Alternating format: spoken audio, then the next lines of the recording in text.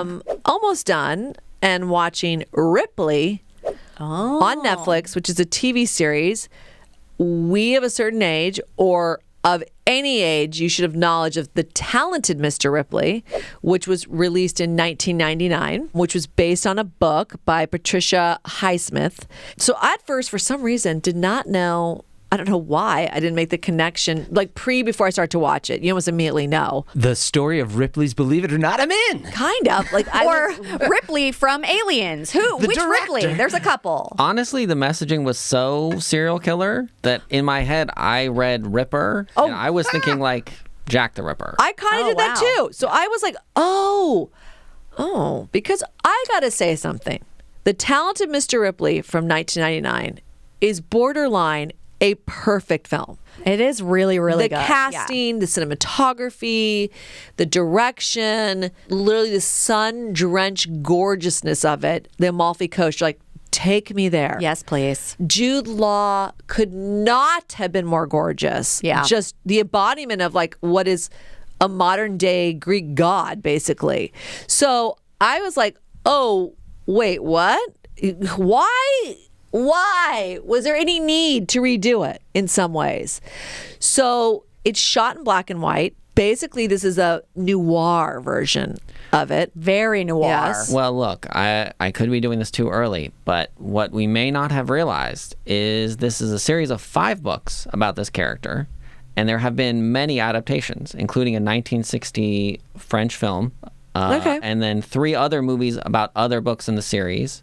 And there's also 2 television episodes about this first book, Talented Mr. Ripley. Crazy. Well, wait, just so you know, John and I are watching. I had nothing to do with this. Okay. Well, all right. Technically, my husband and I are watching. And then yesterday, John was over and we watched 2 more episodes. So John kind of like sideswipe moved in. That doesn't but not count. his own decision. But what I will say is some of these other adaptations, we did get Dennis Hopper and John Malkovich as this character. So you might have to go look that up. I did not know Interesting. that. Okay. Okay, so Ripley, like I said, is the Talented Mr. Ripley. Wait a minute. He is the titular character. Oh, God. Okay, sorry. Oh, cringe. I know. It's the worst word ever, titular. Sorry, go on. And basically, Tom Ripley is a con man, down on his luck, living in New York in the 1960s. Yep. And he gets this opportunity to go help a wealthy family find their son and hopefully bring him back to work at the family factory, to carry Build on. boats or whatever, yeah. Basically, the dad's like, I need the heir apparent to come back and run the company. Stop, gallivanting all over Europe. We accidentally gave him too much money and now he doesn't need to come back. Right. And Tom Ripley, who has got the IRS on his heels and other potential government agencies and God knows what else, decides to sure, I'll take this opportunity and get out of here. Like I said, black and white. Tom Ripley's character is played by Andrew Scott, and we just recently talked about him on the podcast because I reviewed that show, All of Us Strangers. Yeah, All of Us Strangers. Highly recommend that. And then some of you know him from Fleabag. Fantastic. I think the 2nd season he comes in.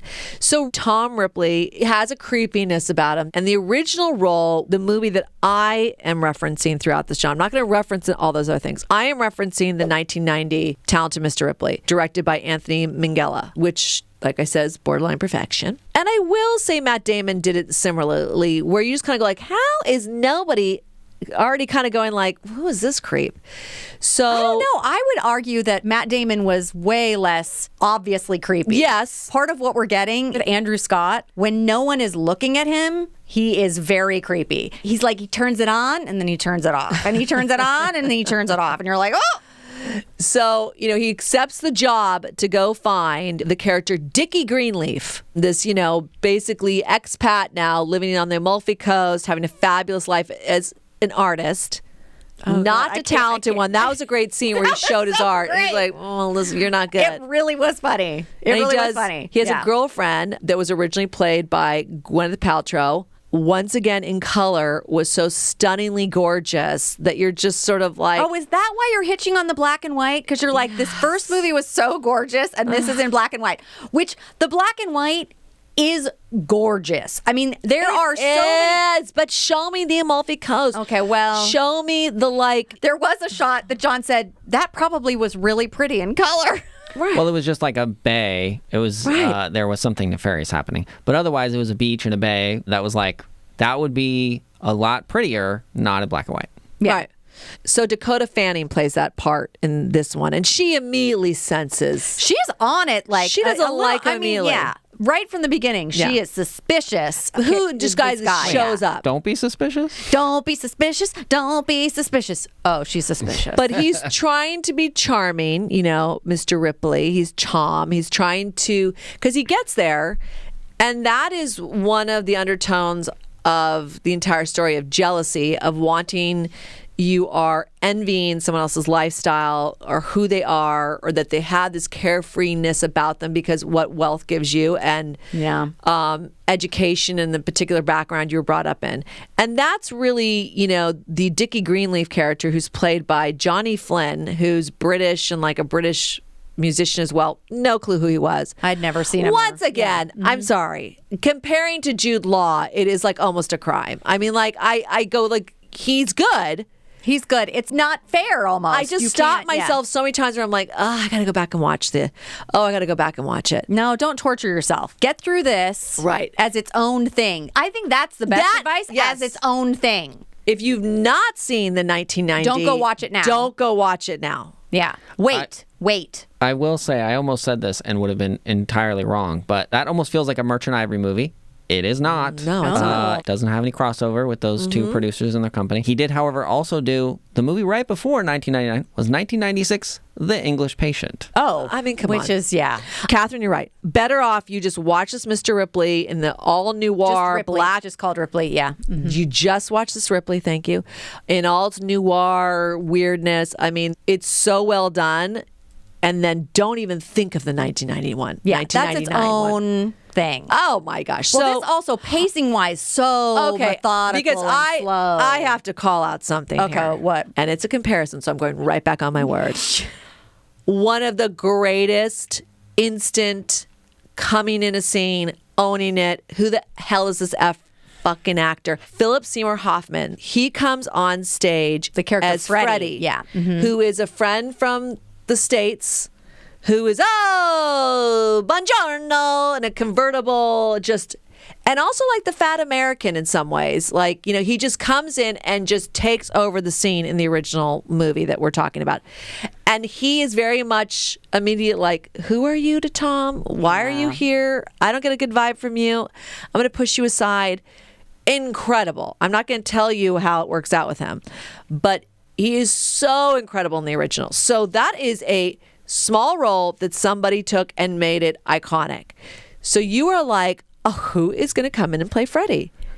The initial intro was so weak. I'm sorry. It was... See, this is why you're not supposed to compare. Because maybe if you didn't have that in your mind, it would have been okay. Well... No, because I will also say, and this is played by, and I'm not saying this wasn't direction and choice or, multiple elements of why this happened. The role is played by Eliot Sumner, who's actually Sting's child. Oh, Sting from the Police? Yes. This is his kid? Yes. I did not know that. What? Sting from the Police. Okay, why do you have to make fun of how I say things? So Sting from the Police. And like I said, there could be, even like the direction, the way this character was introduced, sort of like in shadow, in a dark alley, came up, I felt like was kind of meek, but immediately suspicious, immediately didn't like Tom. Where, I'm sorry, if you compare it to the original, where it was like the Grand Palazzo and like came in, hopped out of his car, owned the whole scene. Basically, I mean, it was like you couldn't, and he wasn't immediately suspicious of Tom. It was more like, I don't want to deal with you. Yeah. You're going to get in the way of my fun. I'm here with my now friend Dickie and we're fabulous. Not like, where do I know you from? I don't think I know you from there. No, this is where I know you from. Like, it was almost like, why in the world would you immediately, from like the first espresso shot, you're like, That was a little too Kristen Wiig. I don't know about this sale on these items in Target. Oh. I will say Philip Seymour Hoffman, because he had done, so this was 1999. The year before 98 was Big Lebowski.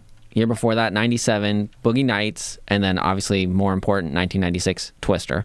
What a roll. He was on a roll. But Yeah. this was a different version of Philip, where it was a kind of a more normalized, not unchildlike, but like, oh, instead of these like real characters that like, who is this guy? It was like, oh, this is also just a charming, normal, fantastic person. Okay. I mean, look, as if I was making that judgment call at that time, but.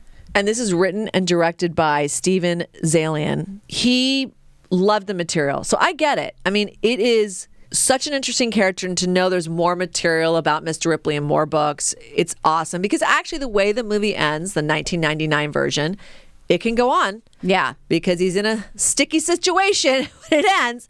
So I think your advice is the best, to watch it unrelated to the 1990, and don't watch that before this. Yeah. If you can avoid it. If you can avoid it.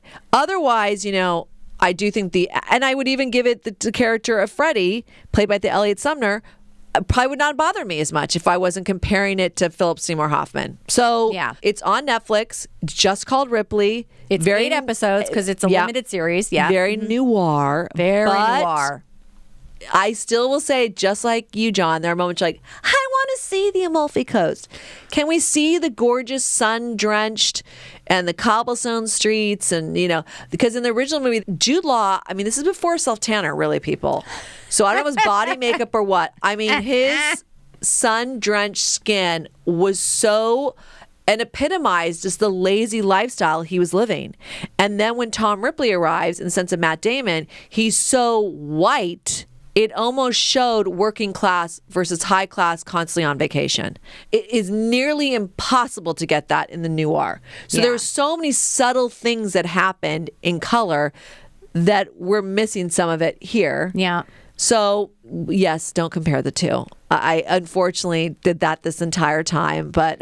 Well, this director-writer, I mean, Steven Zaillian has a fantastic career, and this is actually a little different than a lot of the other things. As a director, there aren't a ton. It starts with, out of the gate, Searching for Bobby Fischer. What? Oh, one of my favorites. The next director was a Civil Action, and then All the King's Men, and then he recently did that HBO show, The Night Of, which was fantastic. Yeah, you watched that with Eric, right? Oh, it's so My good. husband, It's so good. But then otherwise, he's also just a writer. So Schindler's List. I mean, there's like so many. Moneyball. There's Girl with the Dragon Tattoo, the recent one. But like, this is a little bit of a different flavor. Interesting. All right, like I still said, just as its own, Ripley, excellent. Do not compare it to the 1999. Okay. Or Searching for Bobby Fischer. Well, yeah, don't compare it to Searching for Bobby Fischer. That would make no sense. Oh, it's such a fantastic movie. It really A is young good. Bobby Fischer. It's so good. So good. Okay, awesome, Liz. Thank you.